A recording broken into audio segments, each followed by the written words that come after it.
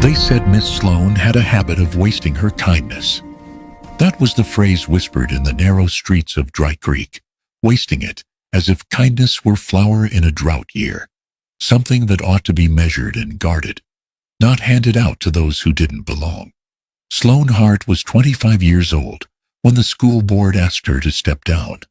She stood in the doorway of the one-room schoolhouse, her fingers curled tight around a stack of slates and dog-eared primers, listening as the last of the white children were led away by their parents.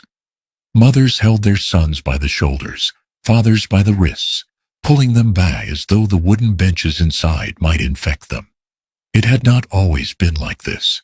At first, it was only a few Apache children, quiet, barefoot, eyes sharp and wary, standing at the edge of the yard, watching lessons through open windows.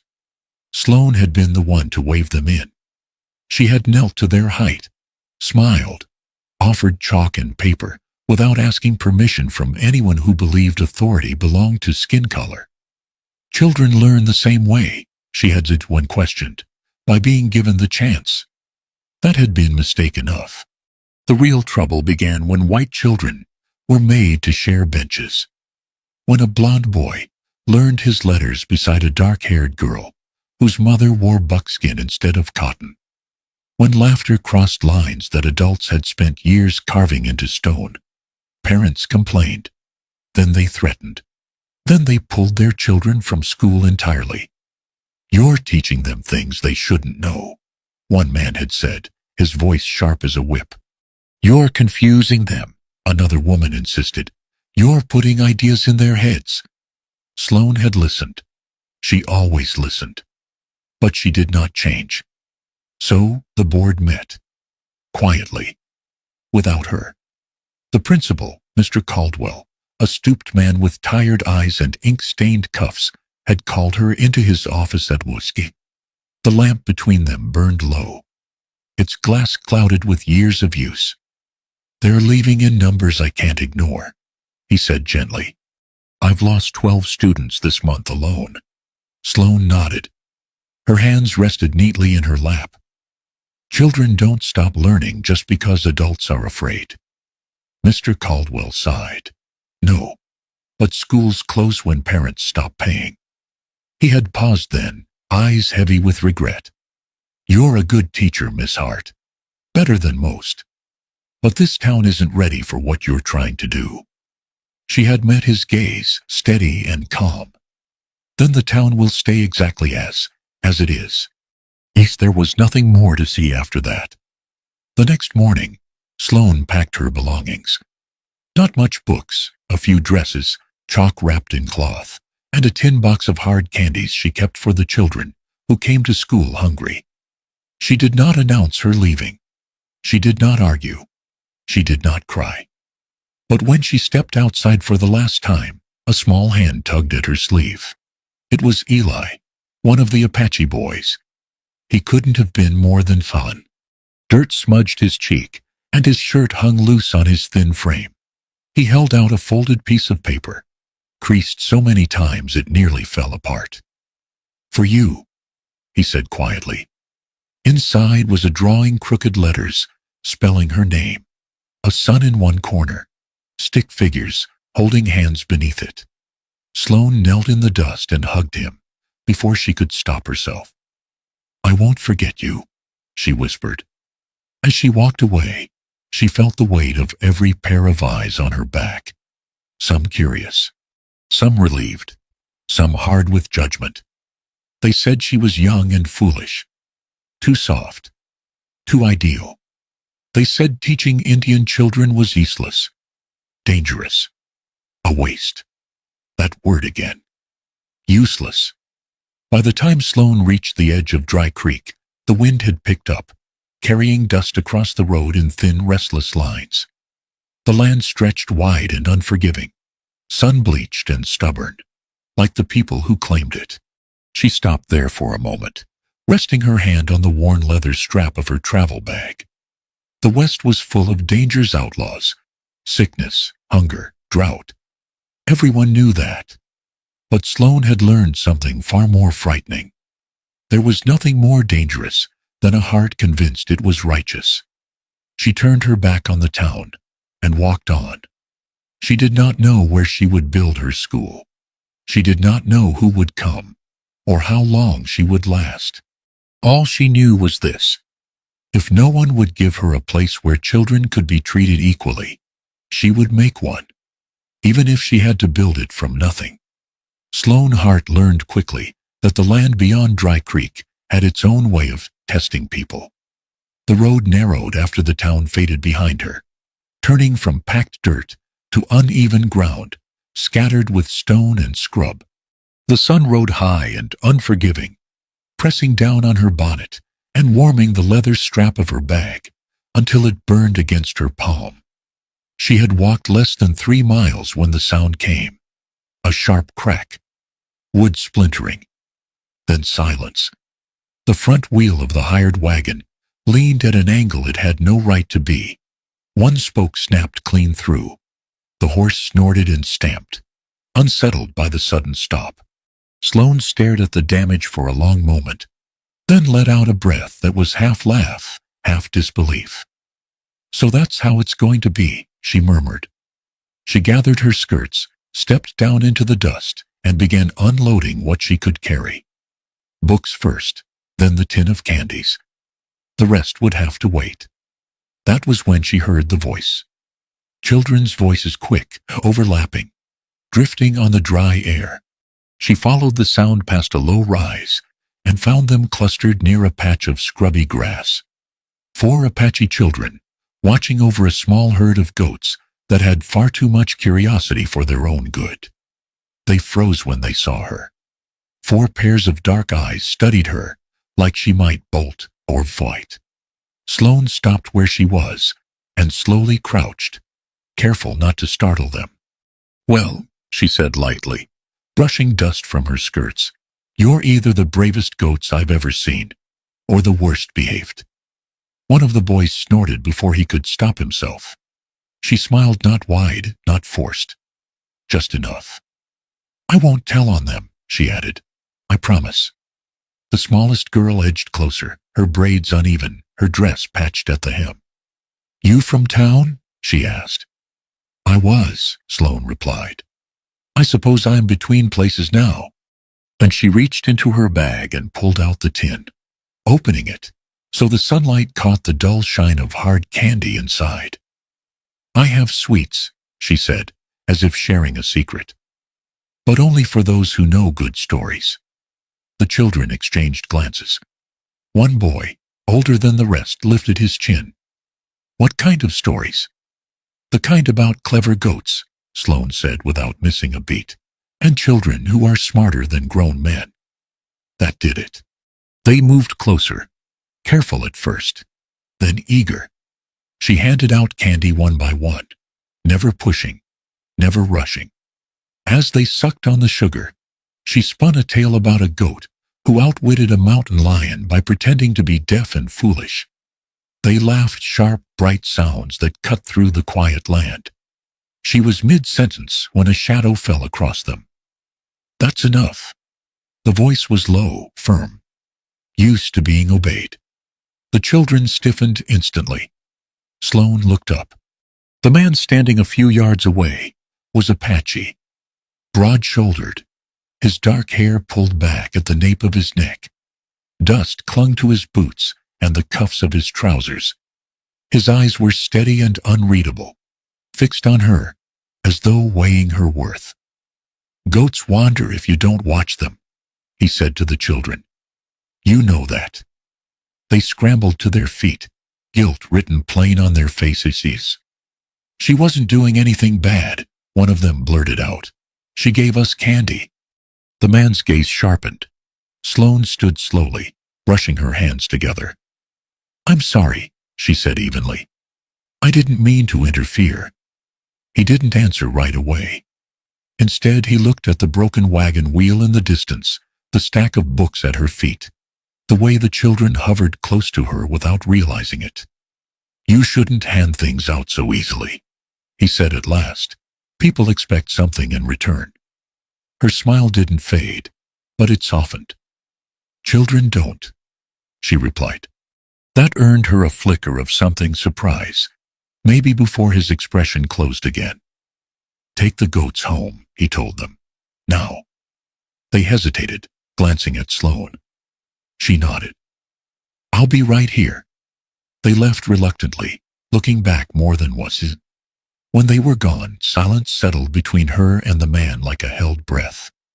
"I'm Travis," he said finally. "This is my land." "Sloane," she replied. "Thank you for not thinking I was stealing your goats." He almost smiled.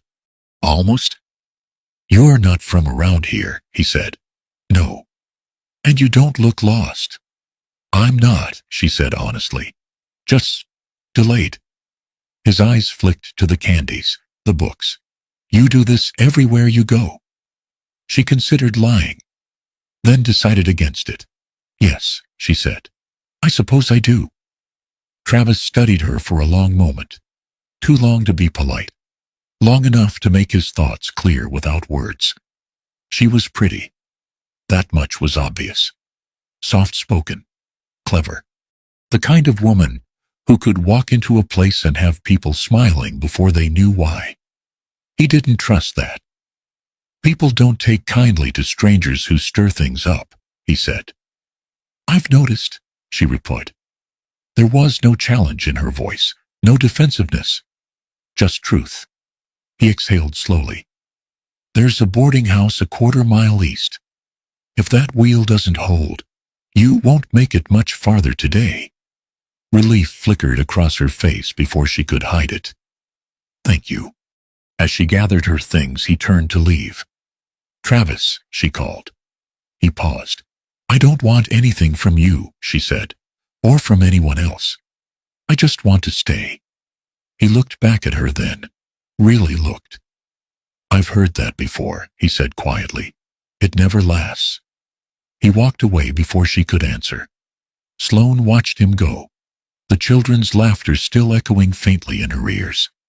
She didn't know why his words stayed with her, only that something in his eyes told her he had learned them the hard way.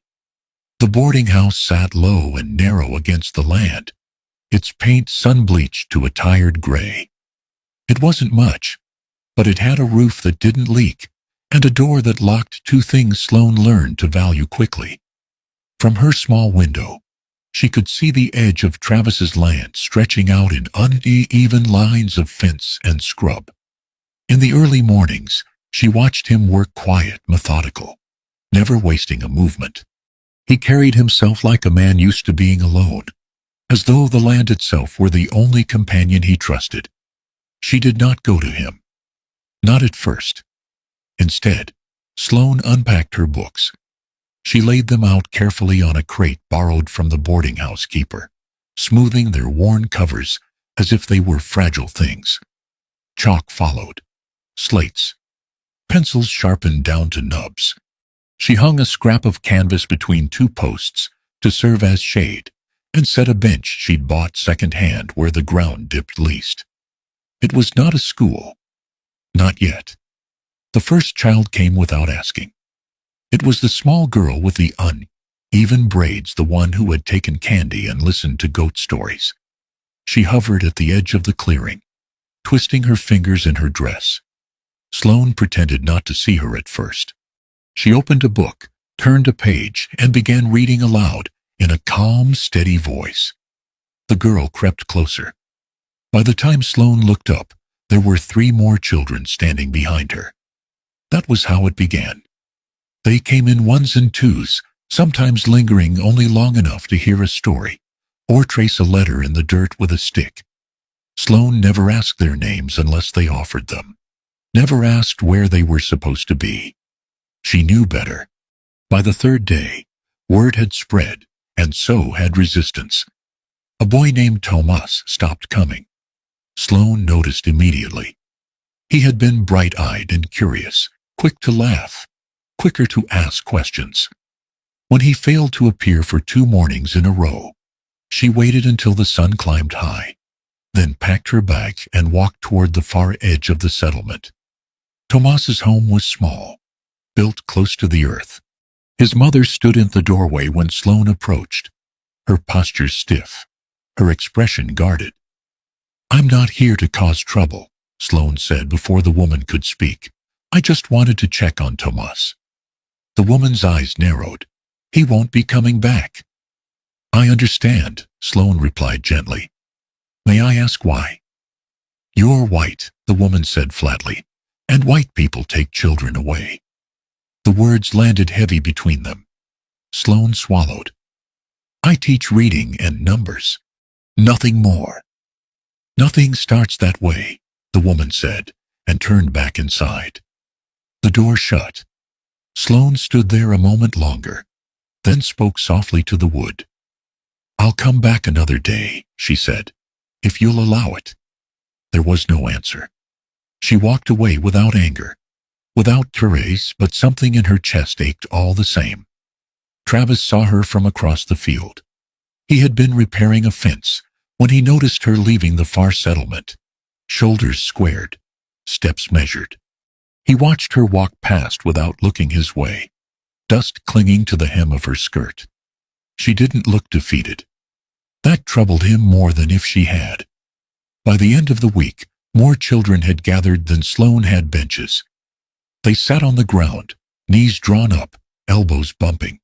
Laughter drifted across the land in short bursts, quiet enough not to draw too much attention, loud enough to feel alive. It was the markings that did it. Travis came into the old storage shed one afternoon and stopped short. Charcoal letters covered one wall, uneven, crooked, determined. ABC numbers followed, smudged and bold. There was a goat drawn in the corner, its expression offended. His jaw tightened. He didn't raise his voice. "Who did this?" The children froze. One boy stepped forward, chin lifted in challenge. "We're learning." Travis's gaze flicked to Sloane, who stood a few paces back, hands folded, eyes calm. "You didn't ask," he said. She met his look without flinching. "I didn't think you'd say yes." That honesty caught him off guard. "You don't just take what isn't yours," he said. "I didn't take," she replied. "I borrowed. If you want it back, I'll clean every mark." Silence stretched. Travis looked at the wall again, at the effort in those crooked lines, at the careful spacing line. He turned away without another word. The markings stayed. That night, Sloane found a stack of boards leaning against the shed wall. Dry, straight, cut to size. She said nothing. Neither did he. The rain came 3 days later, sudden and hard. Clouds rolled in fast, darkening the sky until the land seemed to brace itself. Thunder cracked sharp enough to make the children jump. Parents hurried to gather them, voices raised with fear. By dusk, one child was missing, a boy same age as Tomas. He'd been out with its goats when the rain hit, and he hadn't come home. Panic spread quickly. Someone ran to the boarding house, breathless. "Miss Sloane, have you seen him?" She hadn't. But she didn't hesitate. By the time she reached the edge of the fields, Travis was already there, tying a rope around his waist. "We'll split up," he said. "You stay where the ground is higher." "No," she said, voice firm. "I can help." He studied her, really studied her, then nodded once. They moved fast, calling the boy's name between thunderclaps. Rain soaked them through, turning dirt to slick mud beneath their boots. They found him near the ridge, huddled in the mouth of a shallow kelfosse, goats pressed close around him like a living wall. He was crying when Sloane reached him. "I lost them," he sobbed. "They'll be mine." She knelt in the mud and pulled him into her arms, holding him tight despite the rain. "You didn't lose them," she said softly. "You kept them safe." The boy shook, clutching her coat. Travis stood back, watching. When they returned the child to his parents, gratitude broke through fear. The mother who had turned Sloane away days earlier touched her sleeve, hesitant. "Thank you," she said quietly. Sloane nodded. "I told you I'd come back." Later, as the rain eased, Travis walked beside her in silence. "You didn't have to do that," he said finally. "Yes," she replied. "I did." He glanced at her then, something unreadable in his eyes. For the first time, he didn't doubt her staying. The rain left the land changed. Not gentler, just quieter, like a place that had shouted itself hoarse and needed time to breathe again. Puddles settled into the low ground. The air smelled of wet dust and sigh. For a few days, even the wind seemed to move more carefully. The children returned as if nothing had happened. And that's how we learn They from came the with past. muddy boots and damp hems, hair still curling from the rain, voices bright and unafraid. They dragged crates closer together, argued over chalk, and claimed spots on the ground with the confidence of those who believed the space was theirs. Sloane let them. She learned quickly that children did not need permission so much as presence. If she was there, they came. If she stayed, they stayed. The lessons unfolded not in neat rows, but in a loose circle, with letters traced in the dirt, and sums worked out, using pebbles and beans. Travis watched from a distance.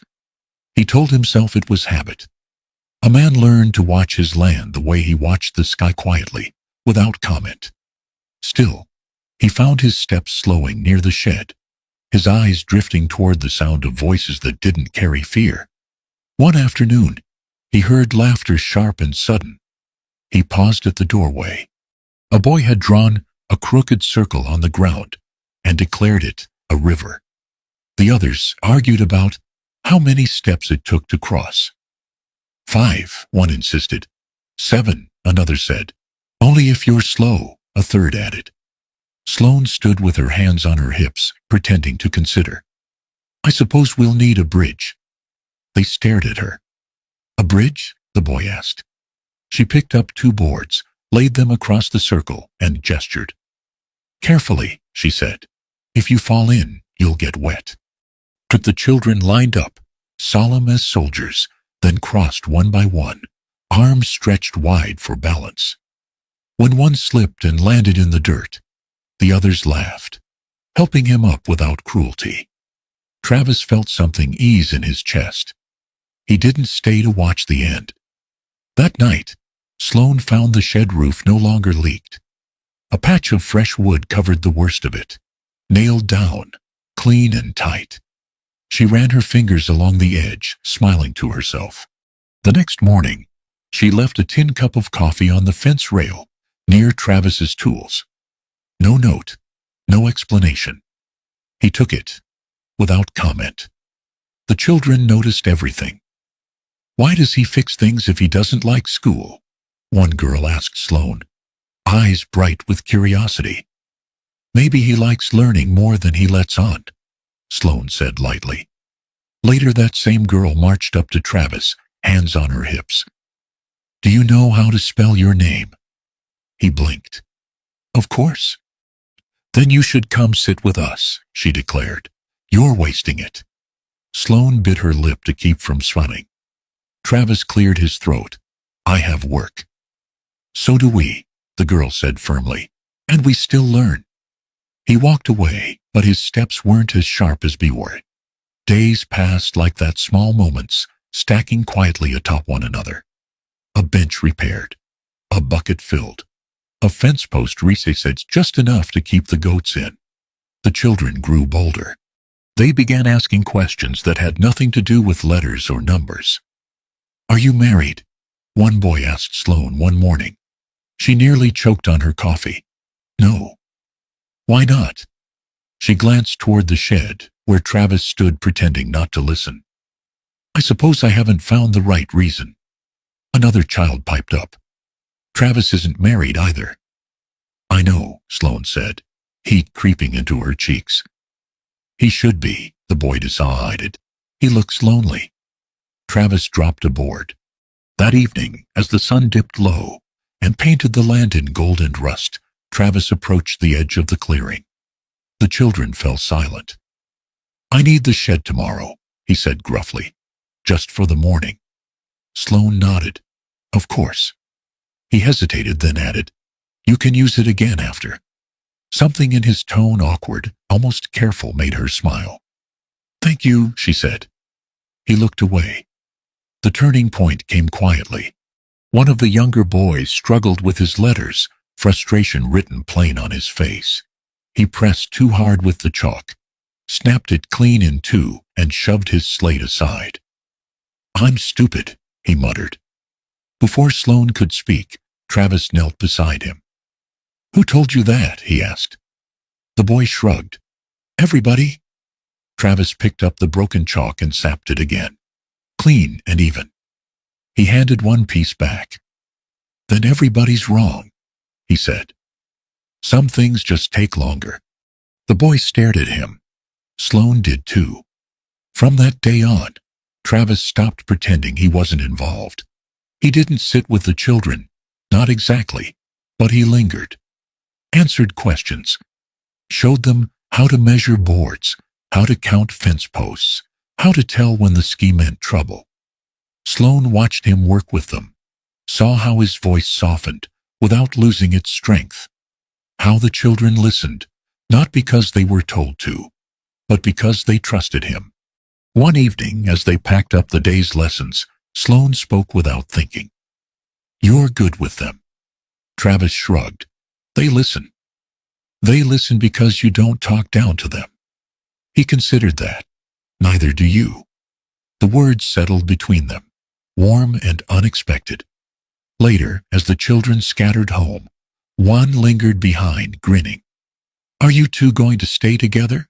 he asked. Sloane laughed softly. "We already are, in a way." Travis didn't argue. They stood there a moment longer than necessary, the land stretching wide and open around them. For the first time, the space between them didn't feel so large. Trouble did not come all at once. It seeped in quietly, like cold through cracked wood, settling into places no one thought to watch.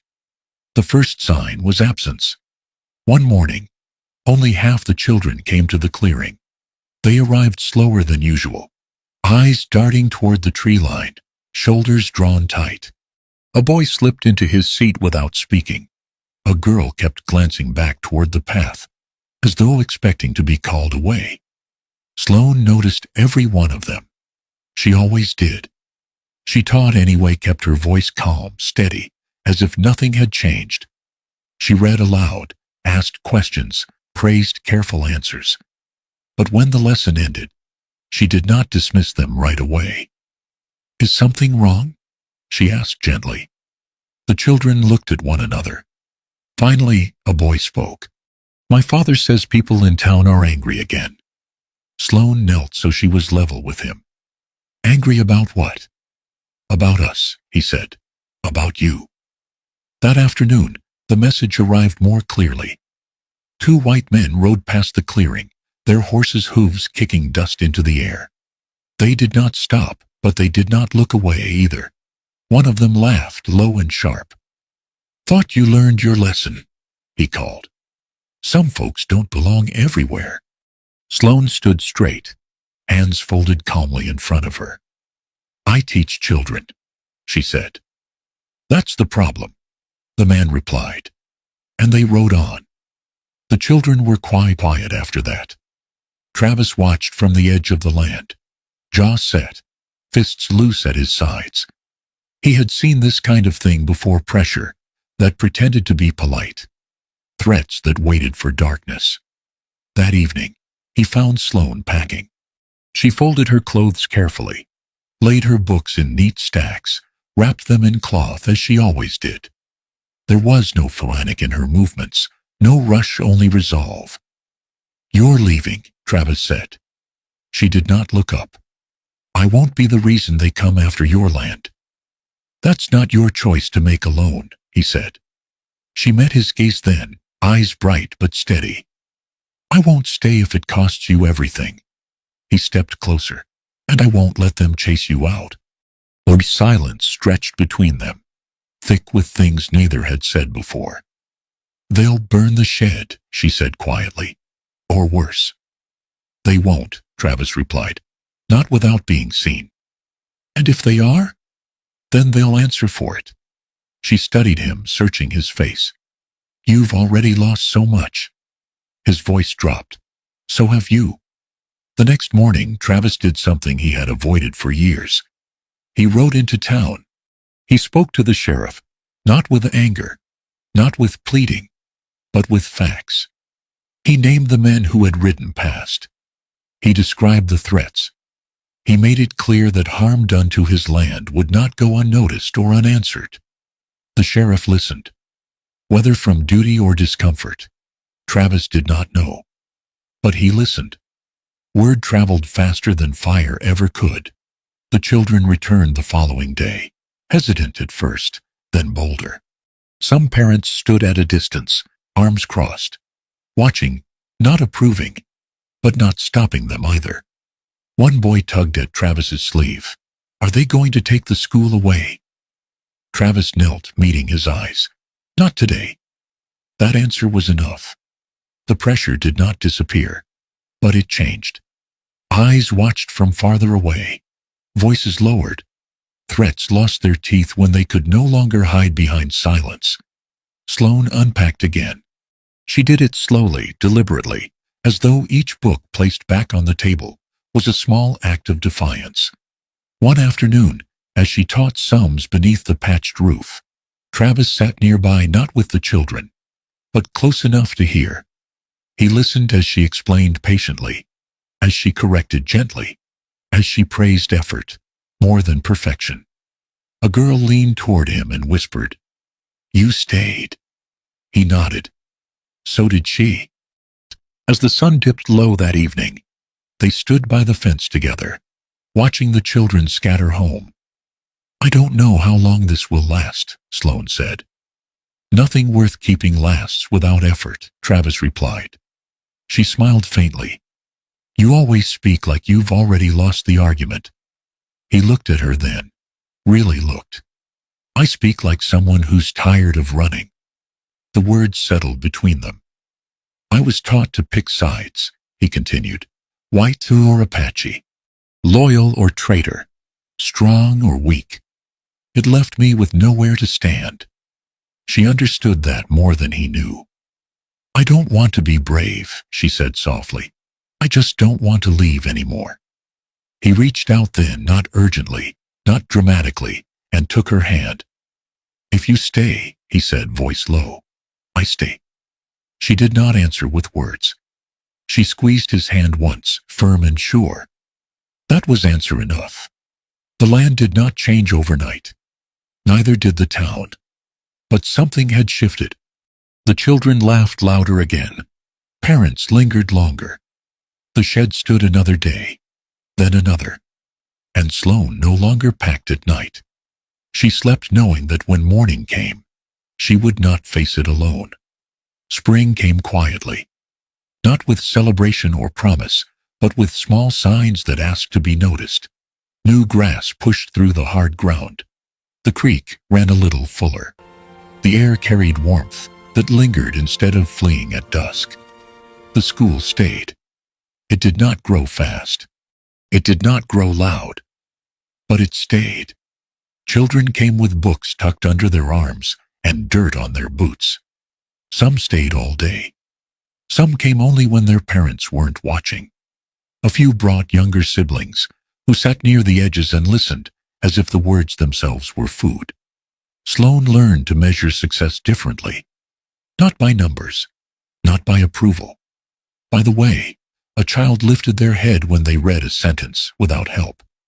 By the way laughter came easier. By the way fear no longer arrived first. Travis worked the land harder than ever. The fence lines held. The goats grew fat. Crops took root where they hadn't before. He learned which hills caught frost and which held warmth, which patches needed rest and which needed faith. He did not call it hope, but it was. The town did not soften overnight. Some people still crossed the street rather than pass the school. Others pretended not to see it at all. A few watched from a distance, curiosity warring with old habits. Sloane did not chase them. She had learned that hearts changed best when they weren't cornered. One afternoon, A woman stood at the edge of the clearing, with her hands folded tight at her waist. She did not speak. She only watched as her son worked through a page of sums, his brow furrowed in concentration. When he finished, he looked up, proud. The woman swallowed hard. "Thank you," she said quietly to Sloane before turning away. It was enough. The children made sense of the world faster than the adults. They noticed how Travis always stood close during lessons now, even when there was no trouble. How he listened when Sloane spoke, how she glanced at him without thinking. They noticed how he fixed a bench without being asked. How she saved the last piece of candy for him, setting it aside as though it were obvious. One evening, as the sun dropped low and painted the land in copper and gold, a boy tugged at Sloane's sleeve. "Are you leaving soon?" he asked. She smiled gently. "No." He nodded, satisfied. "Good. Travis would miss you." She laughed softly. "What makes you think that?" The boy shrugged. "He stays when you're here." Later that night, Sloane sat on the steps of the shed, watching the stars appear one by one. Travis joined her, lowering himself beside her with a tired sigh. "You're thinking again," he said. "I always am," she replied. "About leaving." She shook her head. "About staying." He was quiet for a long moment. "I never planned to stay anywhere this long." "Neither did I." The wind moved through the grass, carrying the sound of distant laughter, children lingering longer than they needed to, reluctant to go home. Travis spoke without looking at her. "When you first came here, I thought you wanted something." She smiled at the memory. "I did." He turned then. "What?" "A place that wouldn't send me away." His gaze softened. "I don't know what this becomes," he said carefully, "or what it costs." "I know," she replied. "I don't need to know more." He reached out, not fast, not urgent, and took her hand. It fit there, easy and certain, like it had been waiting. They did not kiss, they did not need to. The weeks that followed folded into one another, like pages in a well-read book. The school gained a roof that no longer leaked. The children learned to measure boards, to read signs, to ask questions without fear. Travis taught them how to work the land. Sloane taught them how to listen to one another. Sometimes parents stayed. Sometimes they didn't.